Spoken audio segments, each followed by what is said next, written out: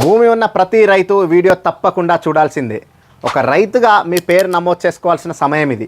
ఎందుకంటే కేంద్ర ప్రభుత్వం ఇస్తున్న పిఎం కిసాన్ 2000 సంవత్సరానికి 6000 రూపాయలు మీకు రావాలన్నా, కేంద్ర ప్రభుత్వం అమలు చేసే ఫసల్ బీమా యోజన, పంట బీమా మీకు రావాలన్నా, ఇతర పథకాలు మీకు రావాలన్నా తప్పకుండా మీరు ఫార్మర్ రిజిస్ట్రేషన్ చేసుకోవాల్సి ఉంటుంది.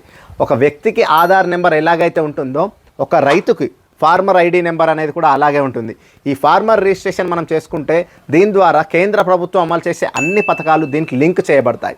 మీకు 2-3 చోట్ల ఒకవేళ భూములు ఉన్నా కూడా ఏదో ఒక చోట మీరు రిజిస్ట్రేషన్ చేసుకుంటే సరిపోతుంది.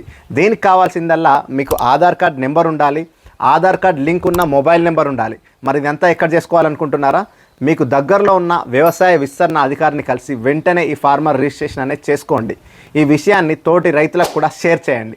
వ్యవసాయానికి సంబంధించిన కొత్త విషయాలు తెలుసుకోవాలంటే వెంటనే మన సాయి రైతు బడిని ఫాలో అవ్వండి.